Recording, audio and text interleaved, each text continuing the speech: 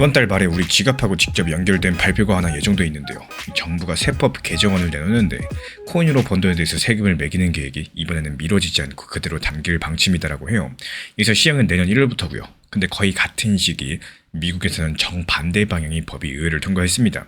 코인을 쓴다는 이유로 세금을 더 매기면은 그게 오히려 이제는 불법이 되는 법입니다. 여기까지만 들어도 좀 이상하죠. 근데 진짜 이상한 건 따로 있습니다. 이 법을 만든 동네는 원래부터 세금이 거의 없는 곳이기 때문에 세금이 없는 동네가 왜 굳이 세금 금지법까지도 만들었을까요? 오늘 이 수수께끼 풀다 보면은 지금 미국에서 조용히 깔리고 있는 큰 그림 하나가 보이기 시작을 하실 겁니다. 먼저 어디서 벌어진 일인지부터 살펴보겠습니다. 미국 동북부의 뉴햄프셔라는 작은 주가 있는데요. 인구가 140만 명 정도니까 우리나라 광역시 하나 규모입니다. 이 동네가 정말 특이하게 주 차원의 소득세가 없어요. 물건 살 때 붙는 판매세도 없습니다. 그리고 이런 곳에서 이번에 통과된 법이 HB 639, 별명으로는 블록체인 기본법입니다. 이름이 조금 딱딱한데요. 내용은 생각보다 단순해요. 하나씩 살펴보자면은 먼저 코인으로 결제할 권리를 법으로 보호해줍니다. 주정부나 시청이 코인 결제를 막을 수 없게 못을 박은 거죠. 그리고 셀프 커스터디를 보호합니다. 말이 조금 어려운데요. 이 거래소에 맡기지 않고 내 개인 지갑에 코인을 직접 보관하는 걸 셀프 커스터디라고 합니다. 쉽게 말씀드려서 은행 금고가 아니라요. 우리 집 금고를 쓴다는 건데 이걸 정부가 제한하지 못하게 막았습니다. 그리고 세 번째로 오늘의 핵심인데요. 이 코인을 사용한다는 이유만으로 세금을 추가로 매기는 것들을 금지했습니다. 여기에 대해서 채굴을 한다거나 네트워크 컴퓨터, 그러니까 노드를 돌리는 활동들을 주법으로 보장을 해주고 그리고 이런 활동에 대해서 송금업, 허가증 같은 것들을 요구하지 못하게 막았습니다. 근데 여기서 오해 한 가지는 미리 정리하고 가셔야 됩니다. 이 법이 있다라고 해서 뉴햄프셔에서 코인 세금이 아예 사라지는 게 아니고요. 코인을 팔아가지고 번 돈에 붙는 세금은 미국 연방정부, 그러니까 나라 차원의 국세청이 걷는 거기 때문에 이 법과 상관없이 그대로입니다. 이 법이 막는 건 딱 한 가지. 코인을 썼다는 이유로 차별해가지고 더 걷는 세금이고요. 면세가 아니라 차별 금지인 거죠.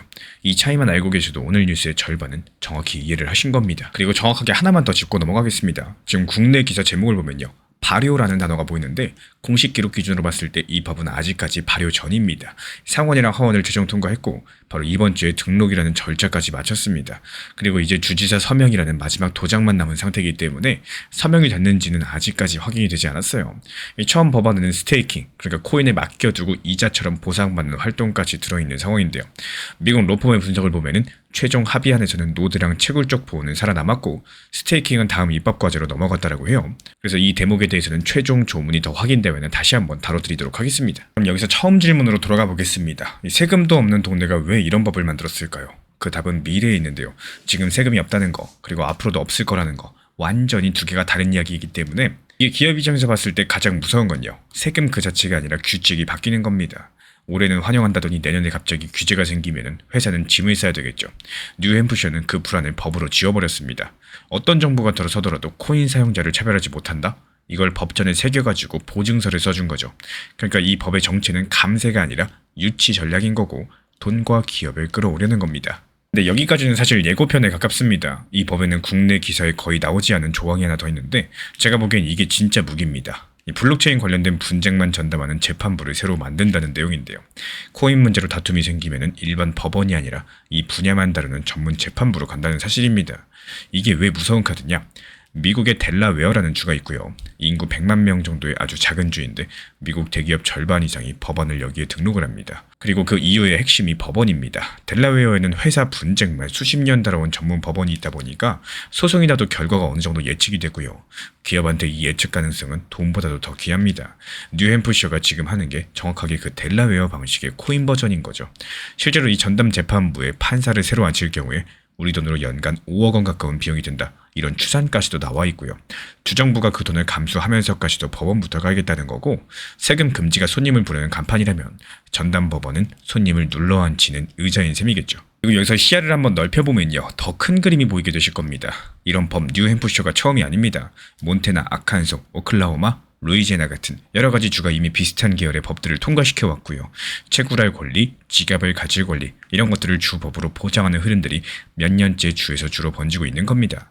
게다가 뉴햄프셔 같은 경우는 작년 당시 미국 최초로 주정부가 비트코인을 자산으로 사들여서 보관할 수 있게 하는 법들을 만든 바로 그 주인데요. 한 번이면 오해할 수 있겠지만요. 두 번이면 전략이겠죠. 우리가 뉴스에서 보는 미국 코인 규제는 대부분 워싱턴 이야기입니다.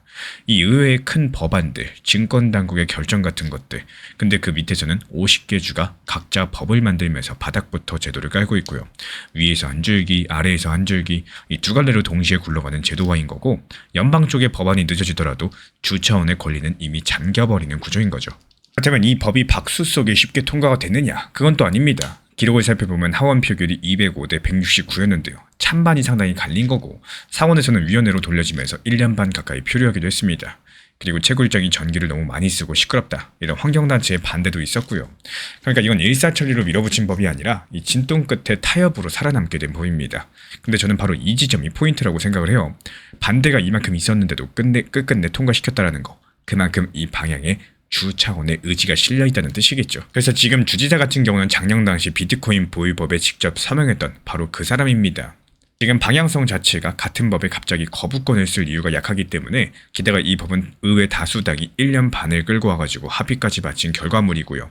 물론 도장이 찍히기 전까지는 확정이 아니니까 이건 어디까지나 예상이라는 점은 분명히 해두겠습니다. 하나 더 정직하게 말씀을 드리자면요.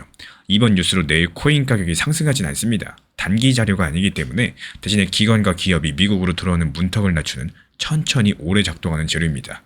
이 제도라는 바닥이 단단해질수록 큰 돈이 움직이기 쉬워진다는 거.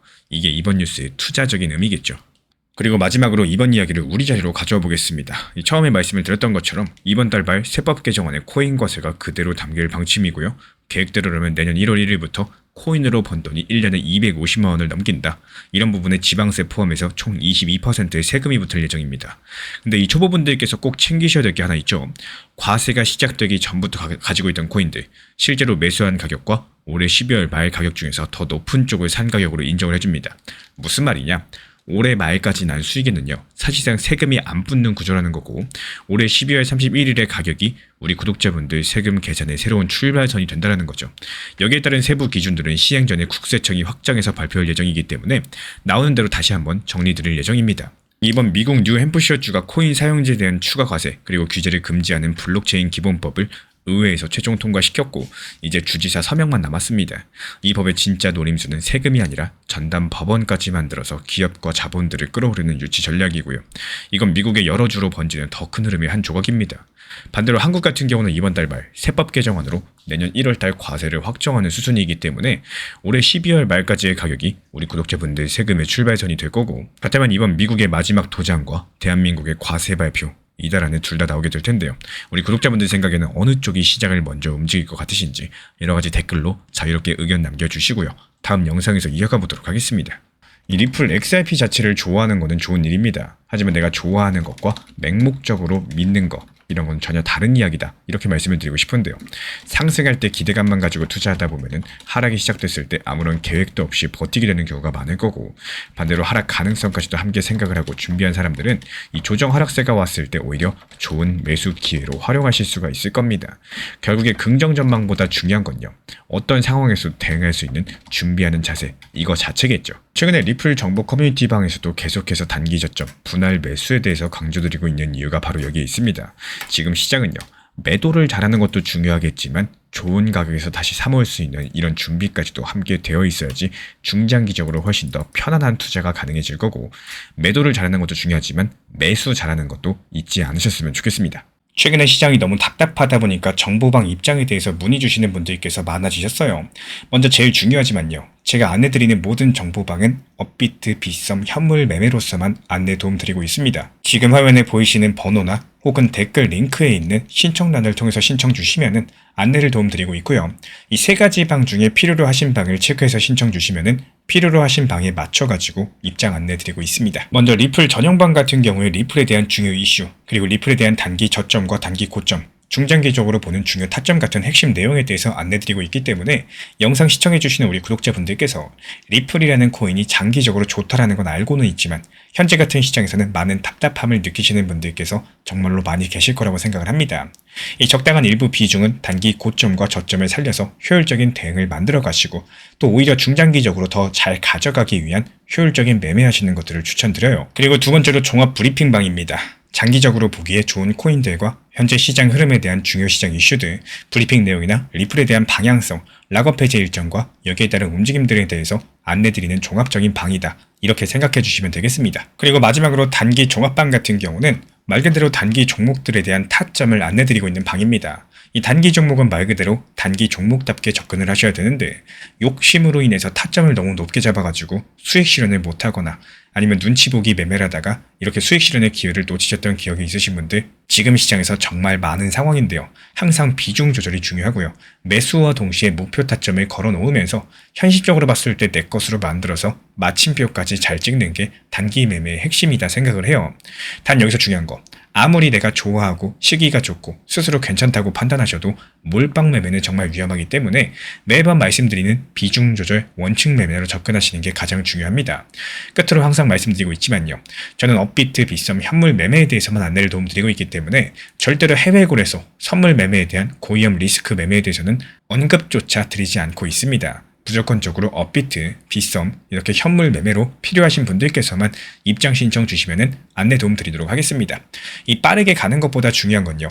꾸준하고 길게 가는 게 더 중요한 투자 시장이다. 이렇게 생각을 해요.